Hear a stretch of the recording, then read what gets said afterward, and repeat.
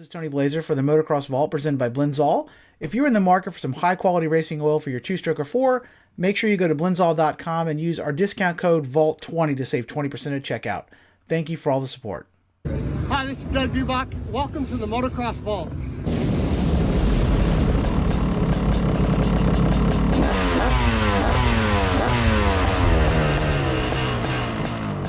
Hello and welcome back to the Motocross Vault. My name is Tony Blazer, and what this video is going to cover is a look back at Kawasaki's 1984 KX125.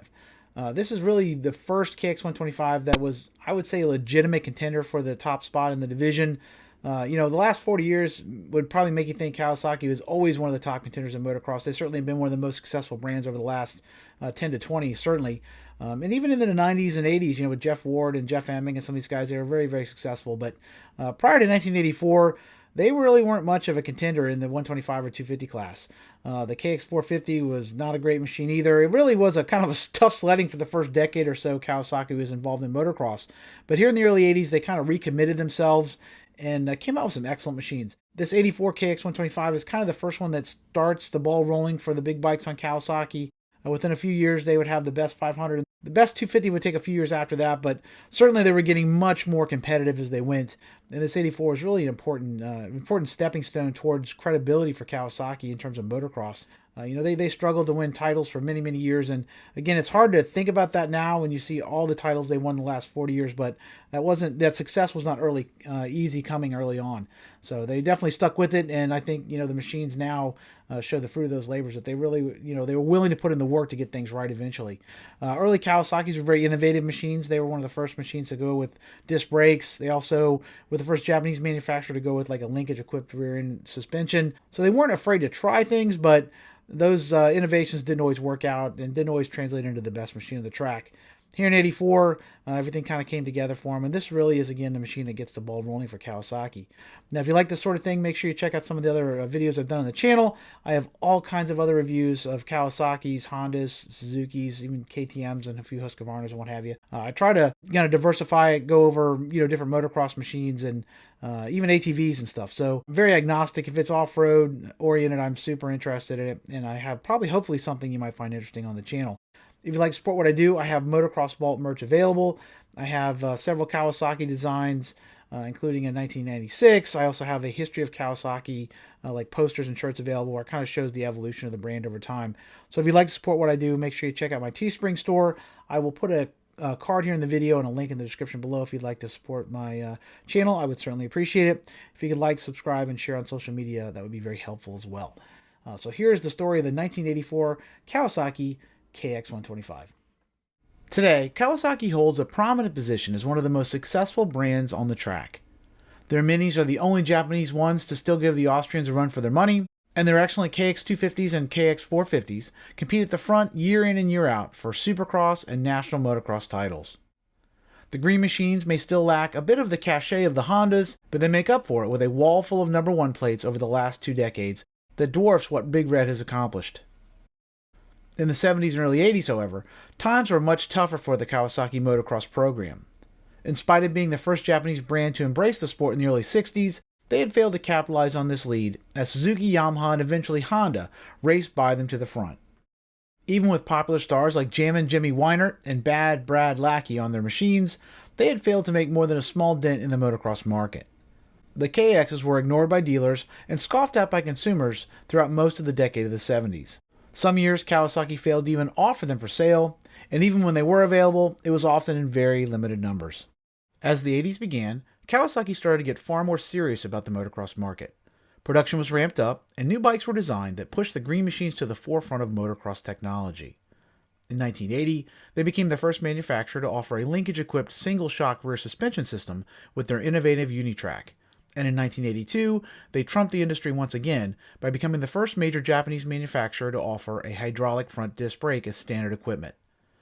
In their green and gold livery, the Kawasaki's were bold in design and bold in appearance. On the track, that did not always translate to wins, but at least they were no longer sitting on the fences as their competitors roosted by. For Kawasaki, their first real breakthrough actually came in the Mini division. In 1983, they launched a pair of mini racers that took the world by storm and served notice that the green machines were getting serious about racing. The all-new KX60 and redesigned KX80 dominated the standings with potent power bands, solid handling, and cutting-edge styling. These two machines were blazing fast, ultra-competitive, and lovely to look at, something that could rarely have been said about most of Kawasaki's machines up to that point. For 1984, it was the KX125's turn for a major redesign. In 1983, the 125 Quacker had been a blazing fast machine marred by several serious design deficiencies. The motor, while fast, was quick to wear out and prone to debilitating air leaks. The chassis was long, tall, and unwieldy for a 125, and the entire bike appeared to have been assembled from pot metal Kawasaki found on the side of the road. The forks were harsh, and the styling of the machine was unique to say the least. In spite of these flaws, the KX did have its devotees due to its class-leading horsepower and Sano front disc brake. Overall, it was a bike with a lot of power, but very little polish. For 1984, Kawasaki looked to keep the two strong points of the 83 model and do away with literally everything else. In order to accomplish this, the designers threw away nearly everything from the 83 machine and started from scratch with an all-new design based off Jeff Ward's 1983 Works machine. The new chassis was a completely new configuration and features a slightly shorter wheelbase and a steeper steering head angle. Compared to the outgoing frame, the new chassis was lighter overall but stronger due to the use of larger tubing in critical areas and increased gusseting at the swing arm pivot. On the motor side, Kawasaki focused on increasing the torque of their motor and addressing the 83 model's woeful reliability. In order to do this, the engineers reinforced the cases and increased the surface mating area to prevent the chronic air leaks found in 83.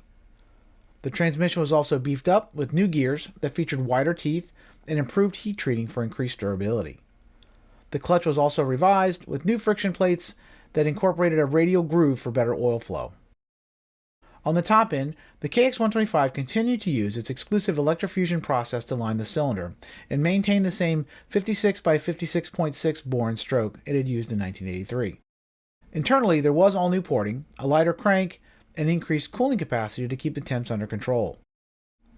For 1984, all the motor's water passages were enlarged, and a new longer radiator, which was still single-sided, was installed to help combat the overheating issues from the year before.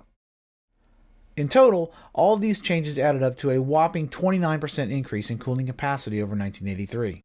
The new porting specs for 1984 raised the exhaust port slightly and enlarged the transfers for additional flow.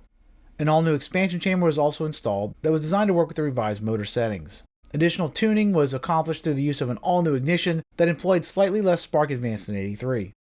On the intake side, an all-new 34mm oval bore McCuney with a unique flat-bottom R slide was installed and mated to a redesigned reed valve that utilized high-tech carbon fiber reeds for increased response. Finishing off the new motor was a redesigned airbox that offered increased volume and easier access through a convenient side cover.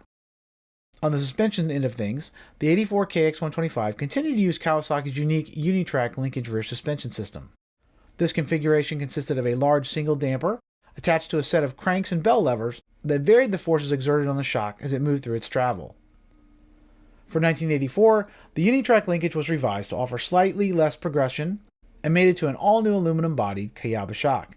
Internally, the new shock discarded the decarbon system it had used in 1983 in favor of a new bladder design. This was done to reduce friction for improved fade resistance and a smoother operation. The new shock also featured adjustments for both compression or rebound, an improvement over the rebound-only adjustability of 83. In addition to offering improved cooling and greater adjustability, the revised shock featured nearly a half-inch more travel than 1983. Up front, the 84 KX125 continued to use a 43mm set of conventional Kayaba forks, offering 11.8 inches of travel. These forks were considered state-of-the-art for the time, with external adjustments available for compression and air pressure. Unlike a modern fork, there was no adjustment for rebound. For 1984, new springs, revised damping, and a set of bottoming cones were the big changes on tap. All of these changes were aimed at smoothing performance and reducing the metal-to-metal clank riders had felt the year before. Finishing off the changes for 1984 was an all-new set of bodywork that took the KX125 from the ugly duckling of the 125 class to one of the belles of the ball. The new plastic ditched the oddball rear fender number plate combo of 82-83 and replaced it with a far more conventional look that mimicked Jeff Ward's 1983 Works machine. Early plans actually had Kawasaki adopting the orange seat Ward had used at select events in 1983, but eventually Kawasaki settled on a more tasteful blue for the new saddle. The new seat was reshaped to make touching the ground easier for those with Jeff Ward's inseam, and featured an up-the-tank design for the first time to make sliding forward easier. The tank and shroud combo was also all new and reshaped to be slimmer through the middle and less obtrusive when sliding forward for turns. Lastly, a new front fender was installed with a more rounded profile and a very Euro alloy fender brace to help prevent Kawasaki's notoriously brittle plastic from cracking when weighted down with mud. On the track, the new KX proved to be the powerhouse of the 1984 125 class. On the dyno, the new motor produced a modest 0.3 horsepower increase over 83, but that was only half the story. On the torque side of the equation, the figures were far more impressive. Compared to 1983, the new motor pumped out a whopping 33% more torque, and did that at 10% less RPM. Even more impressive, those figures were achieved without the benefit of any sort of power valve. By 1984, both Yamaha and Honda's 125s were employing variable exhaust gizmos in an effort to broaden the power curves of their small bore machines, but neither could match the impressive output of the less complicated Kawasaki mill. In the real world of berms and bumps, the KX125 held a huge advantage over its tiddler rivals. Compared to its competitors, the little green powerhouse felt more like a 150 than a standard 125. It started pulling earlier and with more authority than any of the other machines in its class. Out of turns, it could be rolled on without bogging, and the slightest stab of clutch rocketed it forward. In the mid-range, it pulled hard enough that many magazines compared it to a 250 from only a few years before. On top end, it was less impressive, but screaming it still yielded solid acceleration. As in 1983, the KX's best work was done in the mid-range, where it hooked up and hauled harder than any other machine in its class. Unlike 1983, however, the new motor was great for pros and novices alike. Its strong low-end pickup made keeping it on the pipe a breeze, and its meaty mid-range blast made throttle jockeys smile. In 1984, no other 125 could come close to the KX's winning combination of power output, power placement, and overall ease of use. Unfortunately, on the suspension end of things, the picture was not quite as rosy. The new 43mm KYB forks were slightly better than 1983, but still nowhere close to the top of the 125 standings. In spite of slightly stiffer springs for 84, they still felt far too soft and underdamped for anyone above an absolute novice. Even with lighter riders aboard, they dove under braking and wallowed in the rough. Large jumps sent them crashing to the stops, and more than a few riders complained of a harsh spike in the mid-stroke. Overall, it was ranked the worst performing front end of the 84 125 class. In the rear, the performance picture was slightly better. The Unitrack shock worked well and was adjustable enough to suit riders of many skill levels. The new bladder design provided a smooth action, but fading continued to be an issue. When fresh, it provided the second best performance in the class behind only Suzuki's excellent full floater. Once it got hot, however, that performance began to deteriorate quickly. Amateurs who ran short motors were unlikely to notice, but fast guys commented on its deteriorating performance. On the handling front, the new KX was handicapped quite a bit by its subpar fork performance. In turns, the forks dove and caused the front end to knife and tuck under. At speed, they hung down and made the bike feel twitchy and unbalanced. If you sorted out the forks and could get the bike leveled out, it actually handled pretty well overall. It was never going to turn as sharply as a Honda CRR, but neither was it going to rip your hands off your bars when coming down from speed. Overall, it was a workmanlike handler that got the job done with competence instead of finesse. On the detailing side of things, the KX125 was improved for 1984, but still plagued with a few long-standing Kawasaki issues. The excellent front disc brake was super powerful, but prone to leaks, and perpetually in need of bleeding. Nearly every bolt and nut continued to be of poor quality, and care had to be taken not to strip or break fasteners when tightening or loosening them. Frame cracking was common on hard-ridden machines, and the top Unitrack strut mount was a point of failure on many KXs. The plastic looked good, but continued to be more brittle than the competition, and dropping it on the radiator side was a sure recipe for a cracked shroud. The redesigned airbox made servicing easier, but the new cover did a poor job of keeping out dirt, dust, and general track detritus. The filter was also of dubious quality and lasted about 3 washings before it started to come apart at the seams. If by chance you missed this development and allowed some dirt to get into the motor, you were also in for an expensive repair due to Kawasaki's non-borable electrofusion liner. While this may sound like a litany of issues, it was actually pretty much par for the course in 1984. Even the best machines of this time had design and reliability issues that required watching and addressing. Riders in 1984 knew this and were willing to accept problems that would send a modern rider to social media in search of someone to flame. No bike in 84 was perfect, and the KX125 was certainly better than some and no worse than most others. In the end, the new KX125 proved to be the class of the 84 125 field in spite of its deficiencies. While its poor forks and middle-of-the-road handling were setbacks, they were not nearly enough to derail its otherwise solid package. The new motor was more reliable, more powerful, and even easier to ride. It was an unbeatable combination that propelled the Green Machine to the top of the standings. There were bikes that handled better and machines with better suspension, but no other 125 had it covered where it mattered most. In the 125 class, power is king, and in 1984, that made the KX125 the ruler of the roost.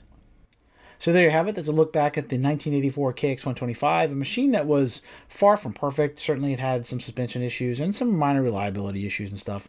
Not that that was unheard of to any motorcycle at the time, but it had the motor of doom that year. And really in the 125 class, you know, it really was the key to winning. And Kawasaki had motor to burn in 1984. 84 and 85 were great years for KX. They really had the 125 class on lockdown.